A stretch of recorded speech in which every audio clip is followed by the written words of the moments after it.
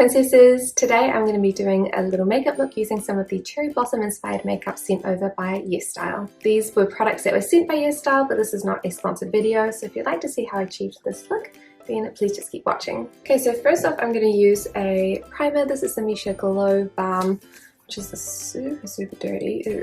And I'm using the primer, quite a lot of primer this time, because my skin is a little dry, and the only sunscreen that I've got is another Misha one. It's the Misha Soft Matte sunscreen, so that's a little bit drying for my skin to use all the time, but it's the only one that I've got at the moment, so it's obviously the only one that I'm using because I will be wearing sunscreen out of the house. It doesn't really matter. So this primer helps to keep everything a little bit more dewy, which is really great. Plus it smells amazing. Like every single time that I apply it, it just smells so nice. Next, I'm going to be using the NARS Light Reflecting Foundation in the shade Siberian, and I'm going to be using like the teeniest amount of it because I'm only going to apply it to some parts of my face. Of course my battery is dying, so I saw this technique done somewhere on TikTok, and I don't know if it's, you know, the person that I saw was the one who invented it, so we're just not going to say who I saw it from because that's a whole other can of worms. But basically it's just putting usually they use a concealer, but my concealer is a little bit too OGT and it makes my skin look really flaky. Usually they just put a concealer in like really specific places, so underneath the eye and then up the sides as well, and either using a little brush like this to blend the concealer, or in my case foundation, out, or using a cushion puff. So I like to do a combination of both. I like to press it in with the brush and then push in a little bit more with the cushion puff as well, because that kind of blends it into the rest of the skin. But I don't want to get the product everywhere, if that makes sense, so I like to use the pointed cushion puffs, and I'm just going to press it into the skin.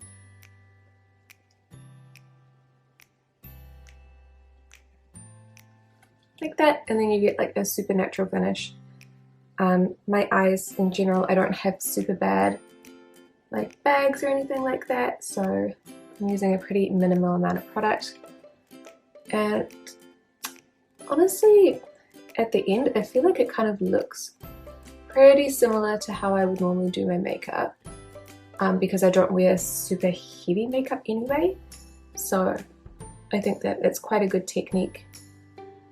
For me personally, I quite enjoy it, and it just feels like a little bit less makeup. There are some parts where I have to make small exceptions, because the idea is that you're not putting the foundation all over your skin, just in small places.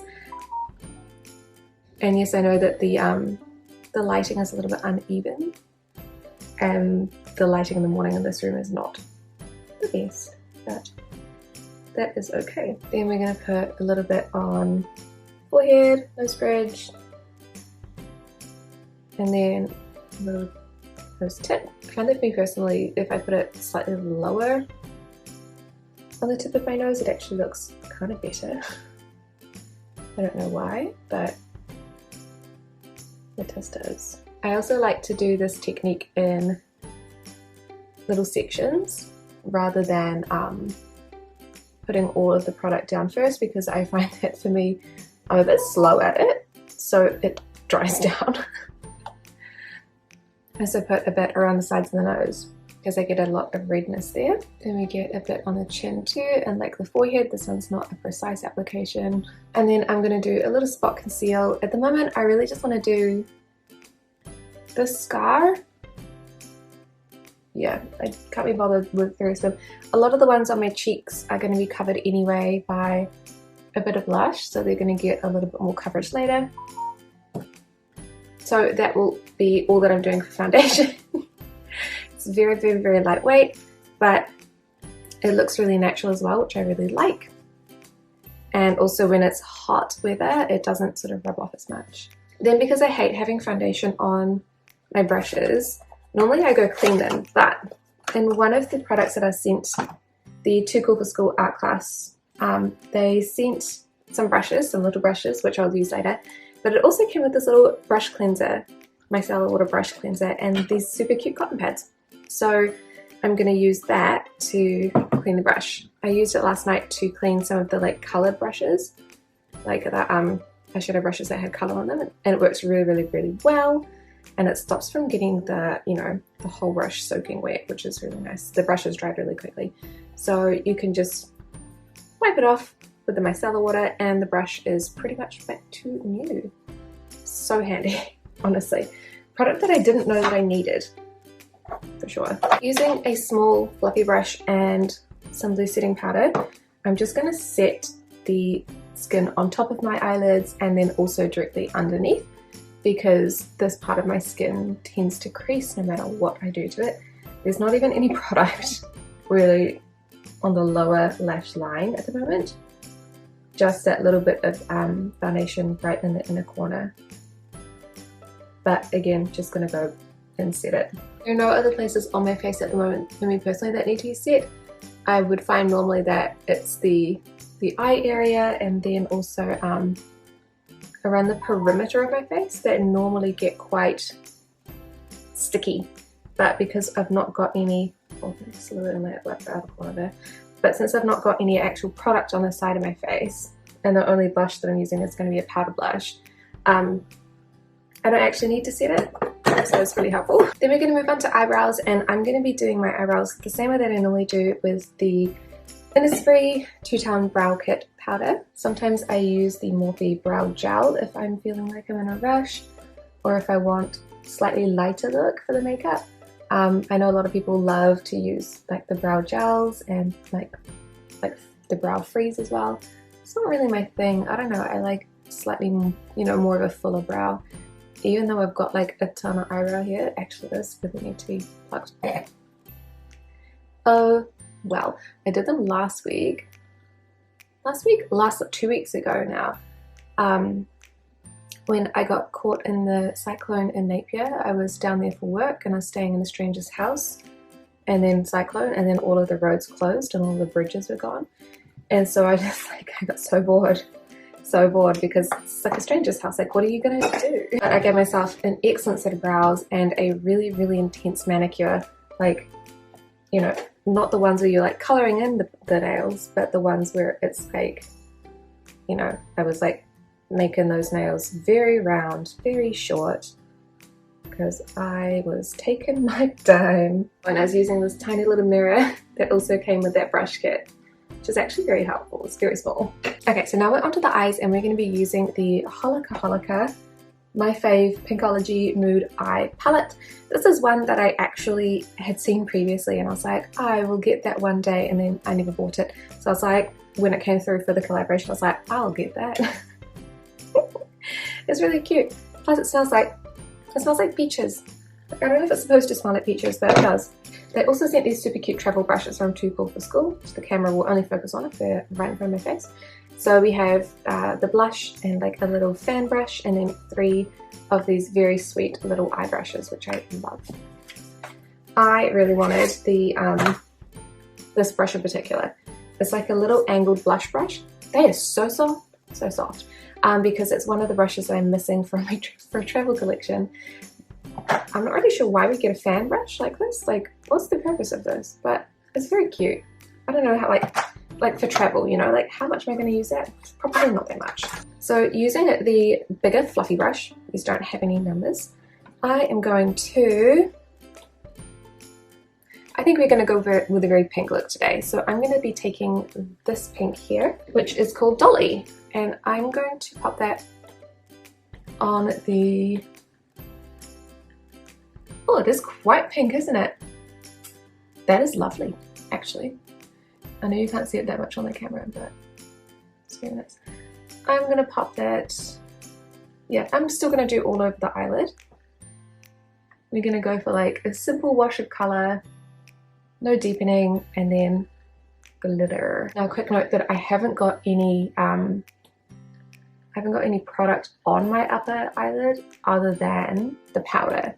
So there's nothing there to kind of make the eye look more covered or natural.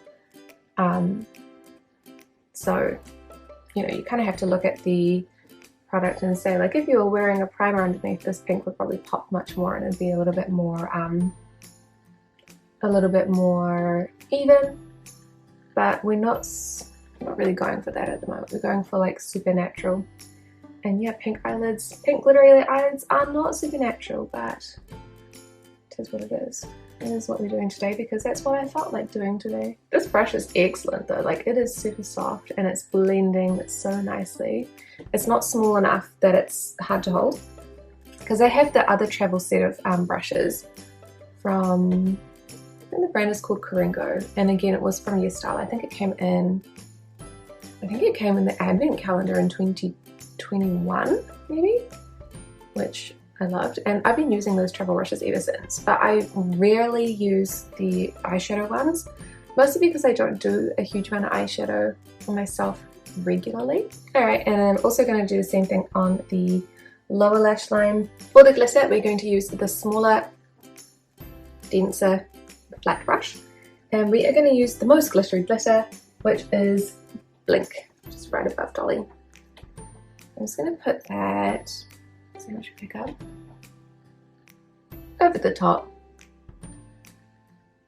It kind of turns it into more of a glittery eyeshadow. I'll try and give you guys a better angle after I finish most of this. Yeah, that's cute. So it's not particularly scented, and kind of just uses like a little glitter overlay. Then for the rest of the bottom lash line, we got a RiRe Luxe Gel Pencil Liner in number 10 White Pearl. And I'm so excited about this because this reminds me of when I was younger, when I was a wee girl, I would use white pencil liner on here, right there, which actually came from my dancing days. And something that we used to do, we used to put white pencil eyeliner in the center. And it used to make our eyes look bigger on the stage. So I'm going to go ahead and do that. I did test this on my hand before and I noticed that it was quite firm. So it's making a very small line. Ouch. I feel like I'm just poking myself in the eye, like it really is pulling. It's a very like firm pencil, so it's not really gliding on the way that I'd like it to, but we got there. That hurt though. And it looks nice, but for me I would say not nice enough for how irritating that was to do. Then we also got a liquid liner by Dinto, Dante 1x1 Eye Definer in 412 in the light, which I tested on my hand and it's kind of like a brown, which I honestly quite like. So we're going to do a little wing like that.